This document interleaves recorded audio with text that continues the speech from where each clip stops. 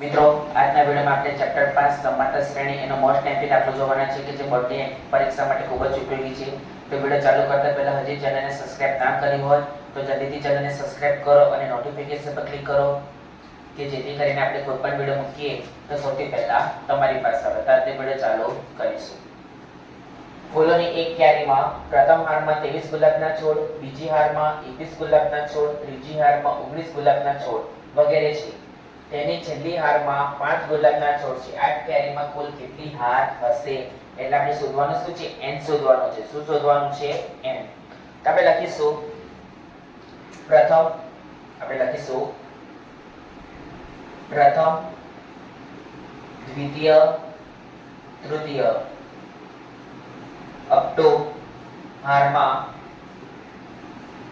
ગુલાબના છોડની સંખ્યા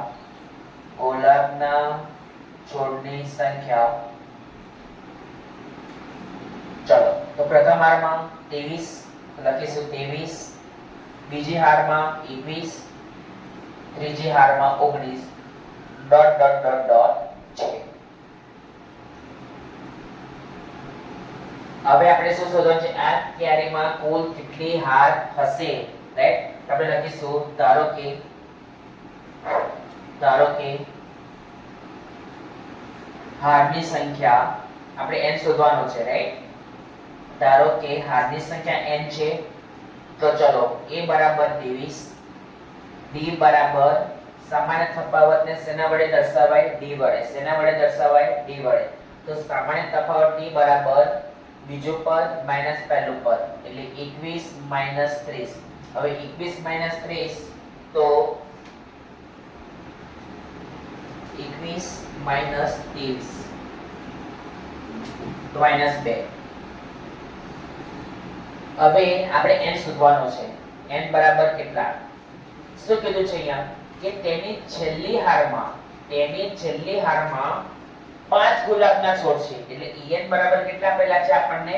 5. આપણને ખબર છે કે en બરાબર l બરાબર છેલ્લું પદ કાં તો અંતિમ પદ. તો આપણે લખીશું en બરાબર a plus n minus 1 into d. en બરાબર 5, a બરાબર 23 વત્તા n શોધવાના છે, d બરાબર -2. તો મિત્રો આ 23 પ્લસ માં છે તો શેમાં જશે? માઈનસ માં. તો 5 23 બરાબર n 1 ગુણ્યા -2. તો 23 5 તો 18 એટલે -18 બરાબર n 1 ગુણ્યા -2. હવે બંને બાજુથી માઈનસ માઈનસ નીકળી જાય, બંને બાજુથી માઈનસ માઈનસ નીકળી જાય તો માટે 18 બરાબર n 1 ગુણ્યા 2. આ બે ગુણાકારમાં છે તો શેમાં જશે? ભાગાકારમાં બરાબર n 1. 2 9 18 તો માટે 9 બરાબર n 1 તો માટે આ એક માઈનસ માં છે તો શેમાં જશે? પ્લસ માં બરાબર n તો માટે 10 બરાબર n તો માટે n બરાબર 10.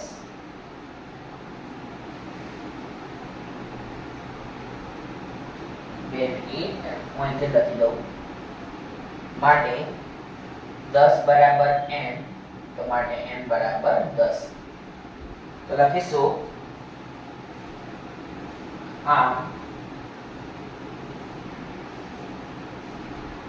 ફૂલોની ક્યારીમાં